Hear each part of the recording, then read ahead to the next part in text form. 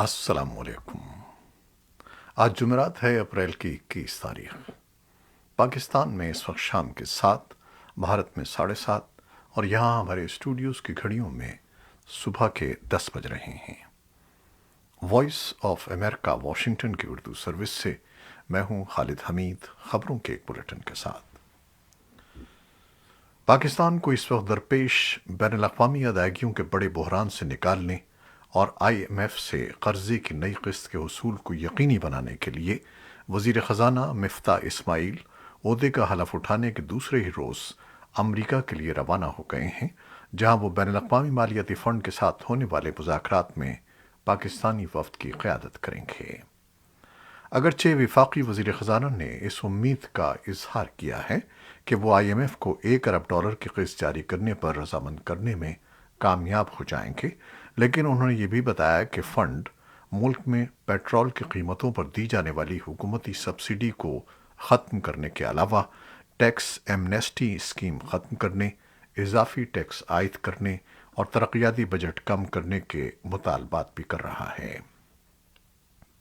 ادھر معاشی ماہرین کا کہنا ہے کہ پاکستان کی نئی حکومت اس پوزیشن میں ہے کہ وہ آئی ایم ایف کو قرضے کے حصول کے لیے قائل کر پائے گی، لیکن ملک کی معاشی حالت کو دیکھ کر یہ لگتا ہے کہ پاکستان کو ستمبر میں موجودہ پروگرام ختم ہونے کے بعد ایک بار پھر آئی ایم ایف کے ساتھ نیا پروگرام تشکیل دینا ہوگا، کیونکہ پاکستان کو آئندہ مالی سال میں بھی بین الاقوامی مالی ادائیگیوں کے لیے خطیر رقم درکار ہے۔ ان ماہرین کے خیال میں پاکستان کو معاشی طور پر مستحکم بنانے کے لیے برآمدات کو کئی گنا بڑھانا ہوگا اور اس کے لیے ملک کی نوجوان نسل کو مختلف شعبوں میں جدید ہنر سے روشناس کرانے کی ضرورت ہے۔ وزیراعظم شہباز شریف نے جمعرات کے روز افغانستان سے ملحقہ قبائلی ضلع شمالی وزیرستان کا دورہ کیا، جہاں انہوں نے اتمان زئی قبائل کے روایتی جرگے میں شامل مشیران سے خطاب کے علاوہ عسکری اور سول انتظامیہ کی جانب سے بریفنگ میں شرکت کی۔ قبائلی رہنماؤں سے خطاب میں وزیراعظم نے یقین دلایا کہ علاقے کے تمام مسائل اور مشکلات کو باہمی گفت و شنید سے حل کر لیا جائے گا۔ وزیراعظم کے ساتھ بعض وزراء بھی دورے میں شامل رہے۔ پاکستان تحریک انصاف پنجاب کے مرکزی شہر لاہور میں عوامی قوت کا مظاہرہ کرنے کے لیے تیار ہے۔ چیئرمین پی ٹی آئی اور سابق وزیر اعظم عمران خان مینار پاکستان میں جلسہ عام سے خطاب کریں گے، جس کی تمام تیاریاں مکمل کر لی گئی ہیں۔ دوسری جانب لاہور کی ضلعی انتظامیہ نے سیکیورٹی خدشات کے باعث عمران خان کو ویڈیو لنک کے ذریعے جلسے سے خطاب کرنے کی تجویز دی ہے۔ جمعرات کو جلسے کا وقت رات 8 بجے مقرر کیا گیا ہے۔ جلسہ گاہ میں آنے والے افراد کے لیے مختلف انکلوژر بنائے گئے ہیں، اسی طرح میڈیا اور سوشل میڈیا کے لیے الگ الگ انکلوژر بنائے گئے ہیں۔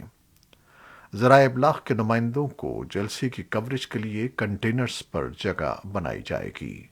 جلسے کے لیے تحریک انصاف کی مرکزی قیادت 2 روز قبل ہی لاہور پہنچنا شروع ہو گئی تھی۔ پی ٹی آئی کے جلسے سے سابق وزیر اعظم عمران خان کے علاوہ سابق وزیر خارجہ شاہ محمود قریشی، سابق وفاقی وزیر اسد عمر، سابق وزیر اطلاعات فواد چودھری اور دیگر رہنما خطاب کریں گے۔ شمالی افغانستان میں بدھ کو شیعہ مسلمانوں کی ایک پرہجوم مسجد میں ہونے والے بم دھماکے میں کم از کم 17 نمازی جان دے بیٹھے اور 52 زخمی ہو گئے۔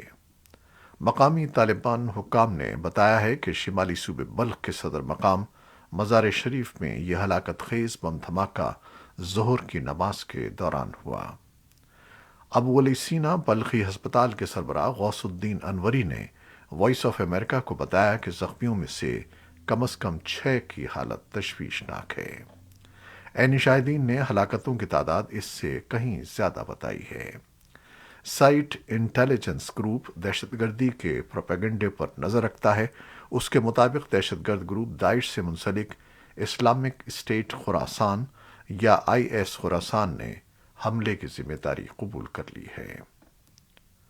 کابل میں بدھ کے روز ایک اجتماع میں سول سوسائٹی کی تنظیموں کے نمائندوں نے کہا ہے کہ وہ افغانستان میں لڑکیوں کے اسکولوں کی بندش کو مزید برداشت نہیں کر سکتے اور طالبان حکومت پر زور دیا ہے کہ وہ جلد از جلد اسکول دوبارہ کھولیں۔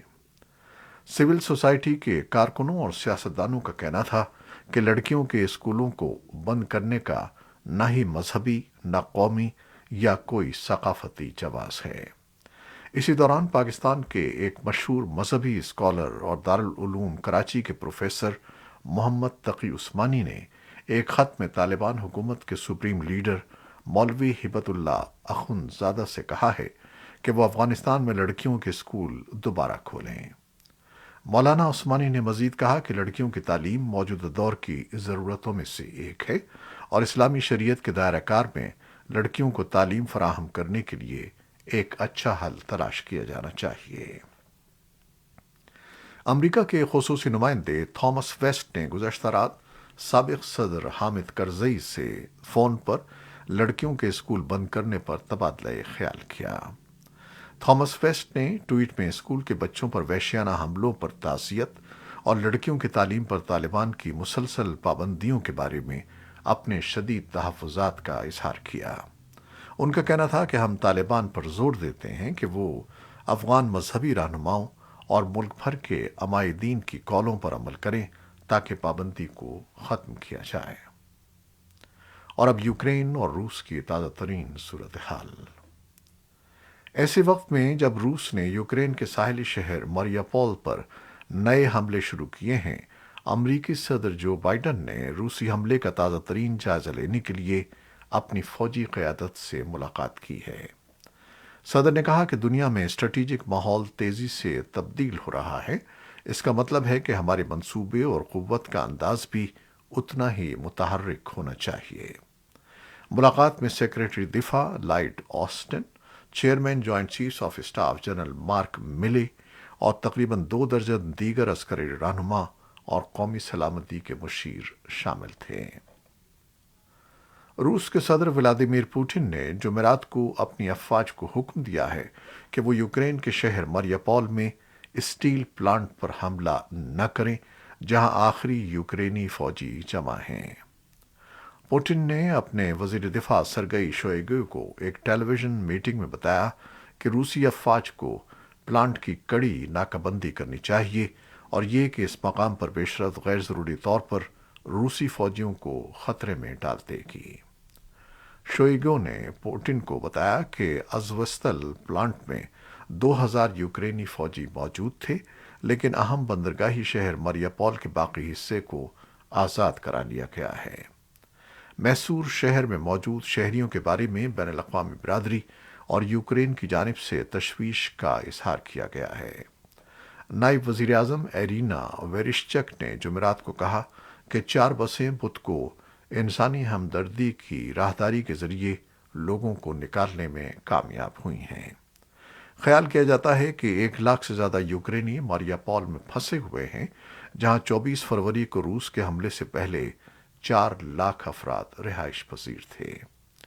امریکی وزیر خارجہ اینٹنی بلنکن نے بدھ کو پاناما میں ایک سفارتی کانفرنس میں کہا کہ وہاں کے حالات واقعی خوفناک ہیں۔ انہوں نے اس بات پر زور دیا کہ مریاپول کے رہائشیوں کے لیے انسانی ہمدردی کی بنیاد پر راہداریوں کی کوشش بہت تیزی سے ناکام ہوئی ہے۔ مریاپول میں لڑائی اہم ڈونباس خطے میں وسیع تر روسی کارروائی کا حصہ ہے، جہاں ماسکو اپنی فوجی موجودگی کو بڑھا رہا ہے۔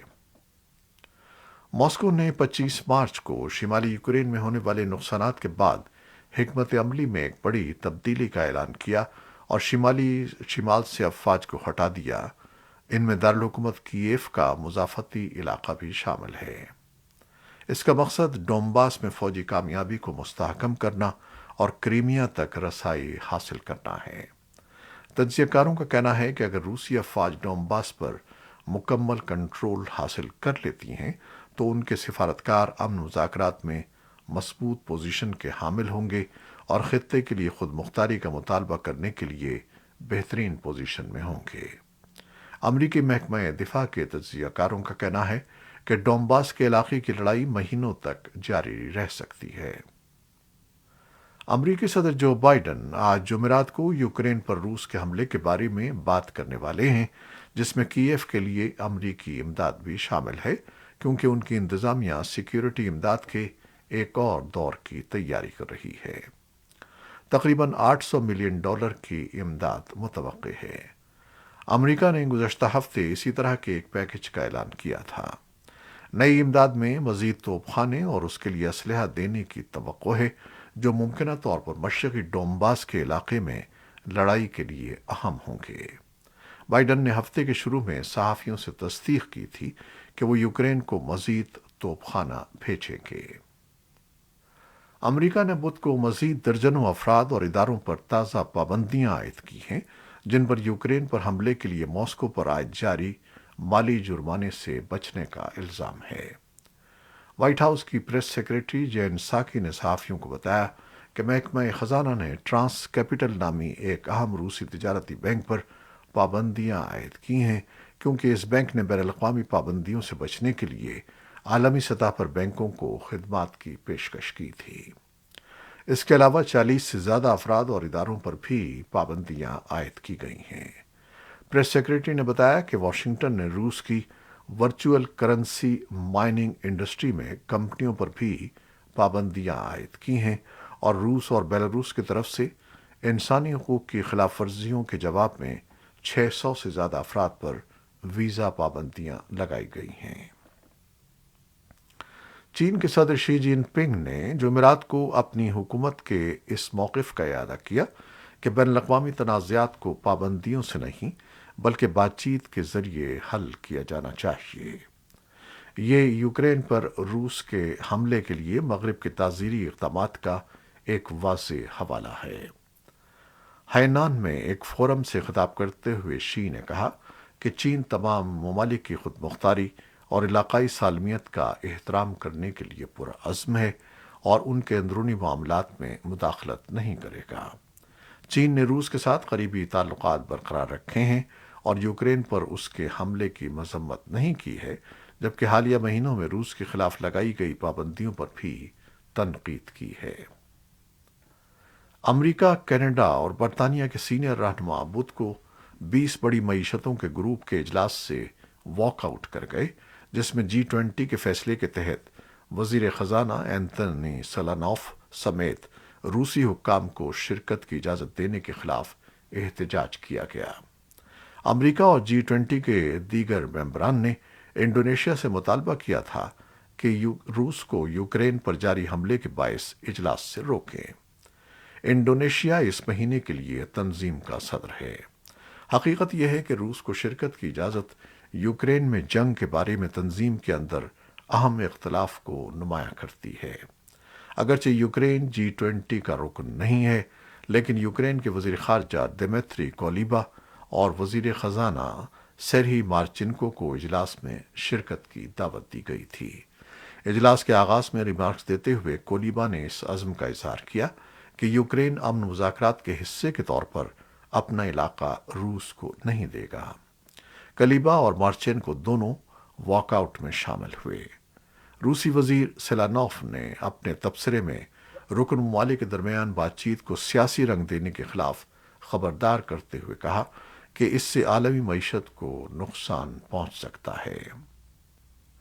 برطانیہ کے وزیر اعظم بورس جانسن اس وقت بھارت کے 2 روزہ سرکاری دورے پر ہیں۔ انہوں نے جمعرات کو اپنے دورے کا آغاز گجرات سے کیا۔ بھارت اور برطانیہ کی تاجر برادری کی جانب سے سافٹ ویئر انجینئرنگ سے لے کر صحت تک کے شعبوں میں $1 ارب کی سرمایہ کاری اور برآمدات کے سودے کے اعلان کی توقع ہے۔ وہ جمعے کے روز نئی دہلی میں اپنے بھارتی ہم منصب نریندر مودی سے مذاکرات کریں گے۔ بھارت کی سپریم کورٹ نے شمال مغربی دہلی کے جہانگیر پوری کے علاقے میں مبینہ ناجائز تجاوزات ہٹانے کے لیے کی جانے والی انہدامی کارروائی پر سخت رخ اختیار کیا ہے اور کارروائی پر 2 ہفتے کے لیے روک لگا دی ہے۔ جہانگیر پوری میں ہفتے کو ہندوؤں کے ایک مذہبی جلوس کے دوران فساد پھوٹ پڑا تھا، جس کے لیے بی جے پی اور جلوس کے شرکاء کی جانب سے مسلمانوں کو مورد الزام ٹھہرایا گیا تھا، جبکہ مسلمانوں کا الزام ہے کہ جلوس کے شرکاء نے مسجد کے باہر اشتعال انگیز نعرے لگائے اور مسجد میں زعفرانی پرچم لہرانے کی کوشش کی۔ اپوزیشن جماعتوں اور انسانی حقوق کے کارکنوں کی جانب سے الزام عائد کیا جا رہا ہے کہ ایک منظم منصوبہ بندی کے تحت مسلمانوں کو ہدف بنایا جا رہا ہے تاکہ سن 2024 کے پارلیمانی الیکشن میں فائدہ اٹھایا جا سکے۔ بی جے پی اور حکومت کی جانب سے اس الزام کی تردید کی جا رہی ہے۔ صدر جو بائیڈن وائٹ ہاؤس کے نامہ نگاروں کی ایسوسی ایشن کے سالانہ عشائیے میں شرکت کا ارادہ رکھتے ہیں۔ سن 2016 میں سابق صدر براک اوباما کے بعد پہلی بار کوئی موجودہ صدر اس تقریب میں شریک ہوگا۔ سن 2020 اور گزشتہ سال کورونا وائرس کی وبا کی وجہ سے اس تقریب کو منسوخ کر دیا گیا تھا۔ پینٹاگون کا کہنا ہے کہ امریکی وزیر دفاع لائیڈ آسٹن نے بدھ کو اپنے چینی ہم منصب کے ساتھ فون پر بات چیت کی۔ جو بائیڈن کے صدر بننے کے بعد دونوں دفاعی سربراہان کے درمیان اس طرح کا یہ پہلا رابطہ ہے۔ پینٹاگون کے پریس سیکریٹری جان کربی نے ایک بیان میں کہا کہ آسٹن نے جمہوریہ چین کے قومی دفاع کے وزیر جنرل وی فینگے سے بائیڈن اور چینی صدر شی جن پنگ کے درمیان حالیہ کال کے بعد یہ رابطہ کیا ہے۔ امریکہ اور آسٹریلیا نے چین اور جزائر سولومان کے درمیان ایک واضح سیکیورٹی معاہدے کے بارے میں خدشات کا اظہار کیا ہے۔ معاہدے کا مسودہ آن لائن جاری کیا جائے گا، جس سے معلوم ہوتا ہے کہ اس میں ایک ایسی شق شامل ہے جو بیجنگ کو جزائر پر مسلح پولیس اور فوجی بھیجنے کے ساتھ ساتھ بحریہ کے جہازوں کو سولومن جزائر کے ساحل کے قریب تعینات کر سکتی ہے۔ آسٹریلیا اور امریکہ کو خدشہ ہے کہ بیجنگ ان جزائر میں فوجی موجودگی قائم کرے گا۔ یہ جزائر آسٹریلیا سے 2000 کلومیٹر سے بھی کم فاصلے پر واقع ہیں۔ چین کی وزارت خارجہ کے ترجمان نے منگل کو معاہدے کا اعلان کیا اور ان خدشات کو مسترد کرتے ہوئے امریکہ اور آسٹریلیا پر جان بوجھ کر کشیدگی بڑھانے کا الزام لگایا۔ حماس حکام اور اسرائیلی فوجی ذرائع کے مطابق فلسطینی سرزمین سے داغے گئے ایک راکٹ کے اسرائیل میں گرنے کے بعد اسرائیل نے جمعرات کے ابتدائی اوقات میں وسطی غزہ میں فضائی حملے کیے تھے۔ اسرائیلی فوج نے کہا کہ اس کے جنگی طیاروں نے ایک سیکیورٹی پوسٹ اور ایک زیر زمین مقام کے ایک حصے کو نشانہ بنایا جو راکٹ انجن تیار کرنے کے لیے استعمال ہوتا تھا۔ اسلامی گروپ حماس کے زیر استعمال 2 تربیتی کیمپوں کو بھی نشانہ بنایا گیا جو ناکہ بندی والے علاقے میں برسر اقتدار ہے۔ عینی شاہدین نے بتایا کہ کوئی جانی نقصان نہیں ہوا۔ پولیس نے بتایا کہ قبل ازیں غزہ سے فائر کیے گئے ایک راکٹ جنوبی اسرائیل پر گرا جس سے ایک مکان کو معمولی نقصان پہنچا لیکن کوئی جانی نقصان نہیں ہوا۔ کچھ دنوں میں کیے جانے والے اس طرح کے دوسرے حملوں کی ذمہ داری کسی گروہ نے قبول نہیں کی ہے۔ چینی مالیاتی مرکز شنگھائی میں حکام نے شہر کی معاشی سرگرمیوں کو بحال کرنے کی کوششوں کے حصے کے طور پر مزید 4 ملین افراد کے لیے کووڈ کے سخت لاک ڈاؤن پابندیوں کو اٹھا لیا ہے۔